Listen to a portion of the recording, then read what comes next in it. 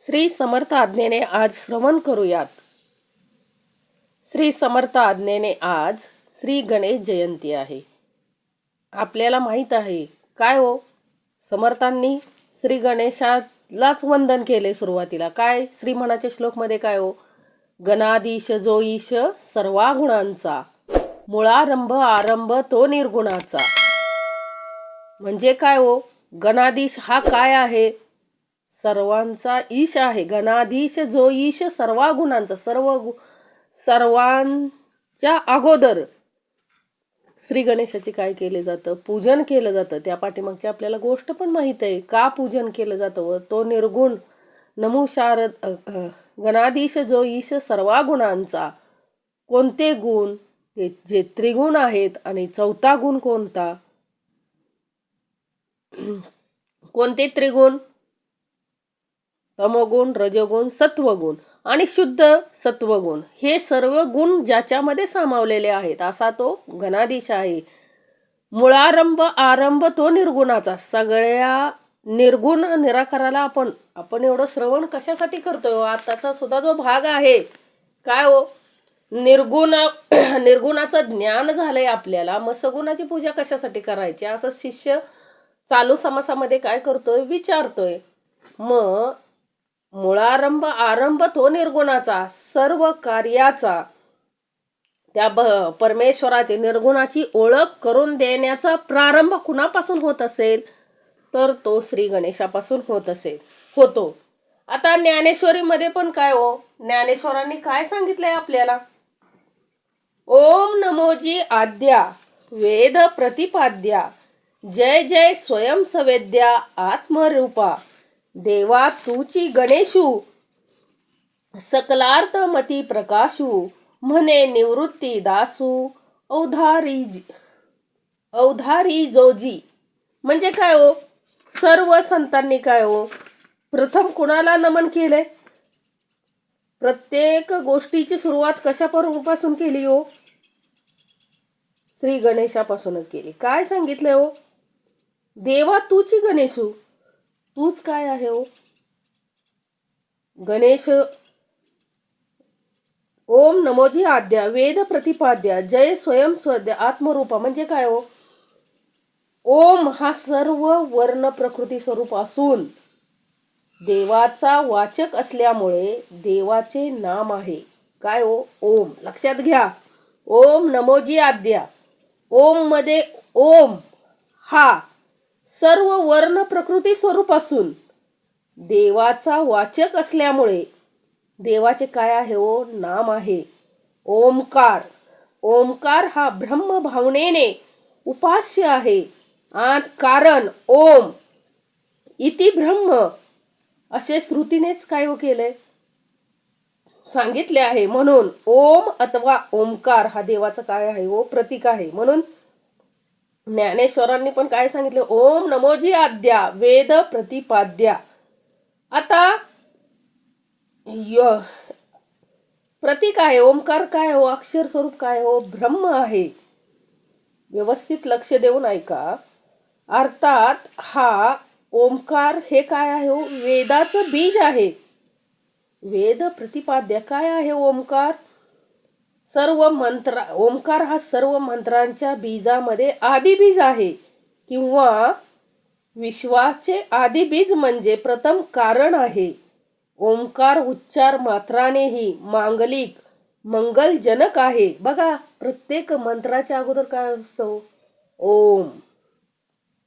ओम असतो म्हणजे काय आहे होतो, तो आधी आपल्याला जे मंत्र दिलेत बघा, ओम श्री गुरुदत्तात्रय श्रीपाद श्री वल्लभाय नमः. कोणताही मंत्र घ्या, ओम नमो भगवते वासुदेवाय घ्या. या प्रत्येक मंत्राची सुरुवात कशाने केलेली आहे हो, त्या ओम न केली आहे. म्हणजे ओम कोण आहे हो, श्री गणेश आहे. आदी बीज तोच आहे, तो श्री गणेश आहे. तो हे जो ओम आपण म्हणतोय तो कोण आहे हो. आता पुढं बघा, ओमकार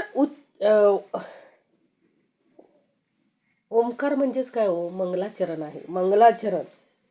आता ओम नमो जी आद्या, जी हा शब्द देवाविषयी काय हो, आपण म्हणतो बघा, हो जी, म्हणजे आदरपूर्वक घेतो आपण जी म्हणून, तो आदर भाव देवाविषयी व्यक्त करणारा आहे. म्हणजे ओम नमो जी आद्या. ज्ञानेश्वर महाराज काय म्हणतात, ओ नमोजी. परमेश्वराला सुद्धा कसं ओ आदराने हाका मारतायत, आदराने त्यांचं काय घेतायत, नाव घेतायत. आणि हे कुणाचं आहे? श्री ज्ञानेश्वर महाराज काय म्हणतात ओ इथे, या ओंकार स्वरूप देवाला आदरपूर्वक काय ओ नमो, म्हणजे नमस्कार असो. आता नमस्कार करण्यात देवाची ज्येष्ठता, श्रेष्ठता आणि आपली विनम्रता काय व व्यक्त केली ज्ञानेश्वर महाराजांनी. आणि आपल्याला काय बघायचं व श्री गणेश बघायचं. काय श्री गणेश जयंती निमित्त काय करायचंय आपल्याला, श्रवण करायचंय. अर्थात नमस्कार रूप कायिक उपासना व्यक्त केली आहे. नमन, नम्रता म्हणजे भक्ती यात व्यक्त केली आहे. हीच एका पराने काय आहे व एक परीने गुरुभक्ती आहे. शेवटी सांगितलंय ना, म्हणे निवृत्ती दासू अवधारी जोजी.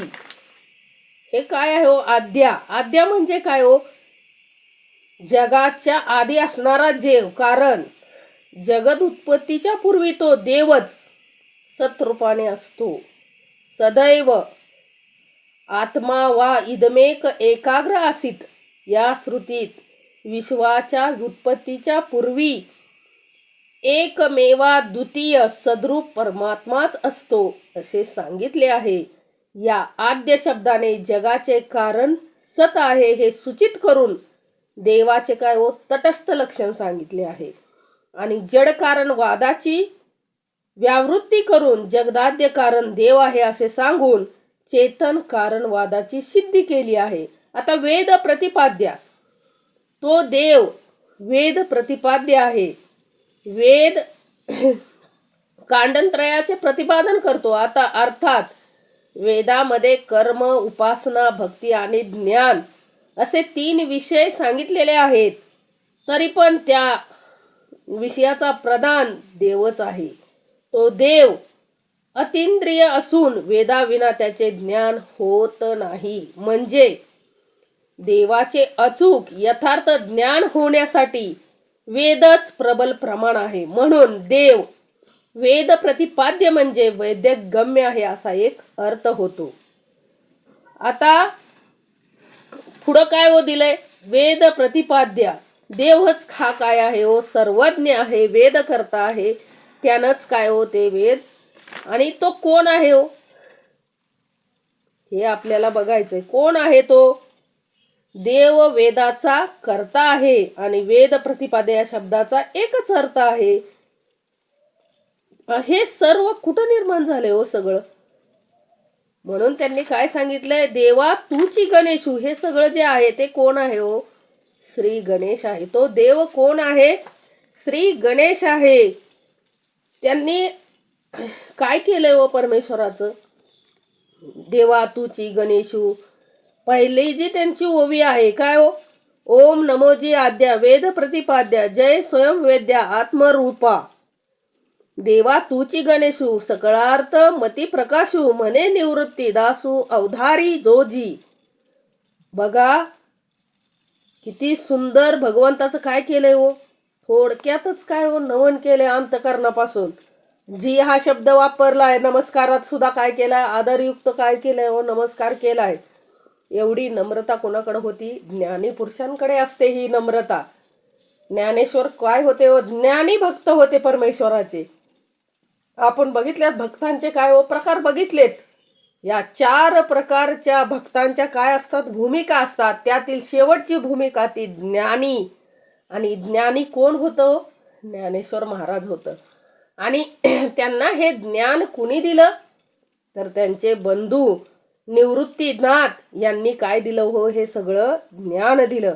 म्हणजे तो गणपती कुठला आहे हो, हे जर सांगितलंय. हा गणपती कोणता आहे, सोहम परब्रह्म, जो परेच्याही पलीकडे आहे तो हा गणपती आहे. तो कसा आहे, स्थूल सूक्ष्म कारण महाकारण या 4 देहातीत आहे. जागृती, स्वप्न, सुसुप्ती, तुर्या या 4 अवस्थातीत आहे. वैखरी, मध्यमा, पश्यंती, परा या 4 वाच्यातीत आहे. रज, तम, सत्व, शुद्ध सत्व या 4 गुणातीत आहे. ऋग्वेद, यजुर्वेद, सामवेद, अथर्ववेद या 4 वेदातीत आहे. म्हणजे काय हो? स्वयं वेद सदा उदित, सर्वाठाई समसमान सामावलेला सोहम गणपती या गणपतीची गणना करता येत नाही. याच गणपतीने काय केले? आपल्या सर्वांना काय केले? बुद्धीची प्रेरणा दिली. सोहम परब्रह्मालाच शास्त्रामध्ये कुठे कुठे काय म्हटलं जातं हो? आत्ताच सांगितलं तुम्हाला. काय हो? ओम, प्रणव, अजपाजप या नावांनी काय हो त्याला संबोधलं जातं. म्हणूनच काय हो, श्री ज्ञानेश्वर महाराजांनी ज्ञानेश्वरीच्या पहिल्या अध्यायात गणपतीला केलेले नमन कसं केलंय हो? ओम नमोजी आद्या वेद प्रतिपाद्या, जय स्वयं सवेद्या आत्मरूपा, देवा तुची गणेशू सकळार्थ मती प्रकाशू, म्हणे निवृत्ती दासू अवधारी जोजी, अकार चरण युगुल, उकार उदर विशाल, मकारू महामंडल मस्तकाकारे, हे तिन्ही एकवटले, ते शब्द भ्रम कवळले, ते मिया गुरुकृपा नमिले आदी बीज. आदी बीज म्हणजे काय हो? सोहम परब्रह्म या गणपतीची संपूर्ण सत्ता या पिंड ब्रह्मांडात असून तोच उत्पत्ती लयाचा काय आहे हो? रक्षक भक्षक आहे. त्याचप्रमाणे बुद्धीचा दाता असून त्याचीच बुद्धी देहामध्ये अखंड वास करीत आहे. हा जसा बुद्धिदाता आहे तसाच काय आहे हो? विघ्न हरताही आहे. म्हणजे हा काय आहे सांगितलं? हाच गणेश. सगळेजण काय हो करतात? प्रत्येक कार्याला सुरुवात करण्या अगोदर काय हो करतात? श्री गणेशाला काय करतात हो? वंदन करतात. का हो? वक्रतुंड महाकाय सूर्यकोटी समप्रभ निर्विघ्नं कुरु मे देव सर्व कार्येषु सर्वदा. सर्व कार्य काय व्हावीत? सुव्यवस्थित व्हावीत म्हणून काय केलं जातं? कोणत्याही कार्याला विघ्न येऊ नये चांगल्या कार्यात म्हणून प्रथम वंदन कुणाला केलं जातं? त्या श्री गणेशाला. श्री गणेश म्हणजेच कोण आहे हो? आद्य. आद्य म्हणजे सर्व देवतांच्या अगोदर असणारा तो सोहम परब्रह्म आहे. आज आपण श्री गणेशा जयंती आहे त्यानिमित्त काय केलेला आहे? आपण निरूपण केलेलं आहे. आता देवा तूची गणेशू सांगितलंय ज्ञानेश्वर महाराजांनी. त्यात बघा, ओंकारादी पंच विशेषणांनी युक्त असणाऱ्या देवा तूच गणपती आहेस. देव म्हणजे बघा ओंकाराने युक्त असा तो गणेश कोण आहे? तोच आहे वेद प्रतिपाद्या, तोच आहे तो. म्हणून ज्ञानेश्वर महाराज काय म्हणतात? देवा तूच गणेशू, तूच आहे, सर्व करणारा तूच आहे म्हणून तुला अगोदर वंदन करतो. आणि ते बघ कसं केलंय हो? नमोजी, ओम नमोजी. कोणासाठी? फक्त श्री गणेशाला असं वंदन केलंय कारण तोच काय आहे हो? ब्रह्म आहे. देव या शब्दाचा अर्थ काय आहे हो? आता प्रकाश सामान्य अर्थ आपण घेऊया. देव काय आहे? त्याला कुठलीही उपमा दिली तर कमीच पडते. देवाला प्रकाश म्हणा, चंद्र सूर्य म्हणा, रविद्वीप म्हणा, सगळे जरी कोणतीही उपमा दिली तर काय हो? तोच आहे तो परब्रह्म. सर्वांमध्ये काय आहे? व्यापलेला आहे. म्हणून श्री ज्ञानेश्वर महाराज काय म्हणतात? देवा तुची गणेश, तूच आहे सगळं. वेद ओम नमोजी त्यांनाच संबोधलेलं आहे, त्यांनाच नमन केलेलं आहे. म्हणजे प्रत्येक ग्रंथाच्या सुरुवात श्रीमानाच्या श्लोकमध्ये पण समर्थांनी काय केलंय हो? गणाधीश जो ईश सर्व गुणांचा, आरंभ तो निर्गुणाचा. म्हणजे सर्व संतांनी काय सांगितलंय हो? या सर्व गोष्टींचा मूळारंभ कोण आहे? तर तो श्री गणेश आहे. आणि त्यातला आपण काय करायचंय, नमन करायचंय, त्याची उपासना अखंड करायची, त्याला समजून घ्यायचंय. सगुण त्याचं जे सगुण रूपात आपण ती भक्ती करतोय, परंतु निर्गुण रूपात काय घेते, त्याची ओळख घ्यायची. हे कशासाठी आहे हो? काय काय तो हे का सकल म्हणजे काय सांगितलंय हो? त्या गणेशाला आपल्याला काय करायचंय हो? वंदन करायचंय. निवृत्तीनाथांचे शिष्य असलेले ज्ञानेश्वर महाराज काय म्हणतात हो? श्रोते हो, आणखीही तो गणपती कसा आहे हे अवधानपूर्वक ऐका. म्हणजे काय हो? म्हणे निवृत्ती दासू अवधारी जोजी, असं सांगितलंय का नाही? काय म्हणतात, अजून जर समजून घ्यायचं असेल त्यासाठी काय हो, सगळं शास्त्रांचं श्रवण केलं पाहिजे. आपण जे जे कानावर आपल्याला मिळतंय ऐकायला, ते काय केलं पाहिजे, ऐकलं पाहिजे. आणि मग आपण त्या श्री गणेशाला काय घेऊ शकतो, समजून घेऊ शकतो. अन्यथा समजून घेऊ शकत नाही. निर्गुणांचा मूळारंभ कोण असेल तर तो श्री गणेश आहे. आणि श्री गणेश जयंतीनिमित्त आपण त्याला काय करू, आदरपूर्वक नमन करूया. आणि प्रत्येक चांगल्या कार्याला सुरुवात करताना काय करायचंय हो, त्या श्री गणेशाला काय करायचंय, प्रथम वंदन करायचंय. आणि नंतरच काय करायचंय हो, प्रत्येक शुभ कार्याला काय करायचंय, आरंभ करायचाय. आपल्या हृदयात ज्या वेळेस त्या श्री गणेशाची काय होतोय, उत्पत्ती होते, त्यावेळेसच काय हो, त्या निर्गुण परब्रह्माची आपल्याला काय होणार आहे, ओळख होणार आहे. म्हणून त्या निर्गुण परब्रह्माचा जो गणपती आहे, सोहम परब्रह्म, निर्गुण परब्रह्म असा जो गणपती आहे, त्याला आपल्याला काय करायचंय हो, शरण जायचंय, त्याला आपल्याला नमन करायचंय आदरपूर्वक.